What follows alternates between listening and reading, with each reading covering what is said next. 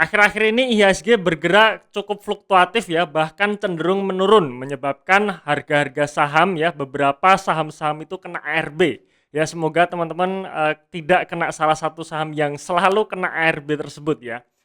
Nah, tapi ada satu saham yang saya amati ya, saham ini kebal terhadap ARB. Bahkan saat beberapa saham ARB, IHSG merah, justru saham ini bergerak selalu naik. Nah, apa itu sahamnya? Ya, kita akan bahas di video kali ini. Tapi sebelumnya teman-teman silahkan subscribe dulu bagi yang belum subscribe. Dan tonton video ini sampai selesai.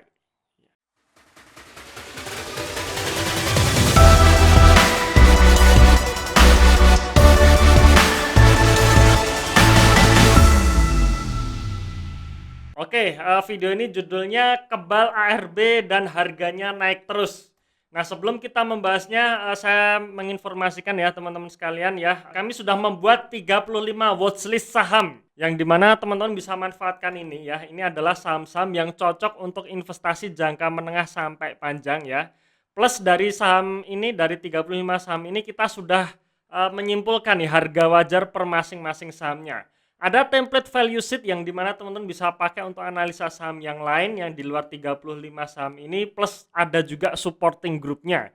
Jadi jika teman-teman ingin diskusi langsung dengan saya, nanti ada grupnya ya. Nah, teman-teman silahkan berlangganan di www.diinvestor.id. Sebelumnya saya juga menyampaikan disclaimer lagi ya, bahwa video ini hanya sebatas informasi umum saja, jadi bukan rekomendasi beli atau jual ya. Jadi saya tidak mengajak membeli maupun saya tidak mengajak untuk menjual. Kemudian metode analisa saham yang saya pakai adalah dengan metode valuasi ya, valuasi saham untuk investasi yang tenang dan tumbuh. Artinya apa? Artinya di balik lembaran saham itu ada bisnis yang dijalankan. Jadi bukan hanya sekedar pergerakan harga sahamnya saja yang terus kita pantengin setiap hari. Tapi bagaimana kita juga menilai bisnis perusahaan tersebut ya, menilai bisnis dari saham ini bagus atau tidak gitu. Dan bagi saya ya, saham ini adalah instrumen investasi. Artinya instrumen investasi apa? Berarti time frame-nya juga harus panjang ya. Jadi kita bicara mengenai saham yang peruntukannya untuk investasi. Investasi berarti kita tidak bicara mengenai 1 bulan, 2 bulan saja, tapi bisa sampai 1 tahun dan juga 2 tahun. Oke, yang keempat teman-teman silahkan tinjau ulang analisanya, karena siapa tahu dalam saya analisa saham ada yang kelewat ya, karena ya sekali lagi resiko ditanggung pribadi masing-masing. Alias apapun keputusan teman-teman ketika nonton video ini dan mengambil keputusan berdasarkan video ini, itu tetap menjadi resiko masing-masing ya. Langsung aja yang pertama, saya ingin masuk ke laba bersihnya. Ya, teman-teman bisa lihat di sini ya, perusahaan ini selalu menghasilkan laba bersih yang selalu naik setiap tahun. Ya, dari tahun 2014 ke 2015 naiknya sangat kencang. Kemudian setiap tahunnya selalu mengalami kenaikan ya. Di sini kenaikan dari 1,2 triliun menjadi 1,3 triliun, 1,5, 1,7, 1,9, bahkan di tahun 2020 kemarin saat bisnis sedang lesu. Ya, saat terjadi krisis, saat terjadi pandemi di mana bisnis-bisnis sedang berguguran, tapi perusahaan ini tetap mampu mencetak laba dan labanya naik. Nah, ini yang menarik ya. Dan teman-teman bisa lihat di sini, pertumbuhan laba bersihnya antara 10 sampai 15% per tahun. Jadi ini untuk investasi menurut saya ini sangat menarik sekali ya. Lalu apa sih fungsinya jika perusahaan tersebut bisa menghasilkan laba bersih? Ada 4 macam ya teman-teman sekalian, ada 4 macam. Jadi dalam kita memilih saham, tetap kita harus pilih saham-saham yang bisa menghasilkan laba, karena laba tersebut biasanya digunakan untuk 4 hal. Yang pertama untuk bisa untuk melunasi hutang ya. Jadi jika perusahaan punya hutang dan dia bisa menghasilkan laba bersih, dia bisa melunasi hutang. Yang kedua, dia bisa melakukan share buyback ya. Jadi artinya dia membeli kembali saham yang beredar, itu juga bagus, termasuk katalis positif. Artinya kita sebagai pemegang saham lama, porsi kita lebih besar ya. Kemudian yang ketiga, laba tersebut bisa digunakan untuk ekspansi. Artinya ketika perusahaan bisa menghasilkan laba, perusahaan tidak perlu berhutang untuk ekspansi. Ya, jadi dia bisa ekspansi dari laba yang dihasilkan. Itu yang menarik, sehingga itu akan memupuk modal perusahaan menjadi lebih kuat. Dan yang keempat, sebagian laba bisa dibagikan dalam bentuk dividen. Ini yang juga dicari para pemegang saham, di mana saham-saham yang bagus adalah salah satunya adalah saham yang selalu rutin membagikan dividen. Nah, dan teman-teman di sini perusahaan ini menurut saya ya bagus ya karena selalu bisa menghasilkan laba dan pastinya keempat hal tersebut bisa dilakukan oleh perusahaan ini. Oke, sekarang kita lihat dividennya ya. Nah, teman-teman juga bisa lihat di sini ya. Perusahaan ini selalu rutin membagikan dividen. Setiap tahun rata-rata 30-35% dari laba yang dihasilkan itu dibagikan dalam bentuk dividen, dan teman-teman bisa lihat dividen per sahamnya juga selalu naik. Artinya apa? Artinya ketika kita menggunakan saham ini untuk investasi jangka panjang, ya jangan kaget, dalam jangka panjang dividen yield-nya pun pasti akan lebih besar ya, karena setiap tahunnya dividen per sahamnya itu selalu naik. Ini menarik sekali ya. Jadi sebagian digunakan untuk dividen, sebagian untuk ekspansi, dan kita lihat sebagian untuk membayar hutang ya. Nah, ini salah satu contohnya ya. Rasio DER atau debt to equity ratio dari perusahaan ini juga selalu turun. Ya, juga selalu turun. Pernah menyentuh rasio DER sampai 100% ya. Dan sekali lagi ya, DER ini saya hitung dari hutang bank dan obligasinya saja. Jadi bukan semua liabilitas ya, karena saya menganggap tidak semua liabilitas itu buruk. Ya, hanya hutang bank dan penerbitan obligasi yang sebenarnya itu buruk, yang bisa menggerus laba bersih, yang bisa membuat perusahaan bangkrut. Perusahaan ini rasio DER-nya setiap tahun cenderung menurun ya. Dari 100% ke 75% ke 60%, sempat naik lagi ke 70% tapi menurun ya. Kemudian di tahun 2019 dan 2020 menurun. Bahkan di tahun 2020 saat perusahaan banyak terganggu bisnisnya karena pandemi COVID-19, saat perusahaan tidak bisa menghasilkan laba bersih, saat perusahaan membutuhkan hutang untuk menutup segala kebutuhan operasional perusahaan, justru perusahaan ini bisa menurunkan hutangnya ya, bisa membayar hutangnya dan menyebabkan rasio DER-nya turun. Ini bagus sekali ini ya. Saat krisis justru perusahaan ini bisa membayar hutang, bisa melunasi sebagian hutangnya.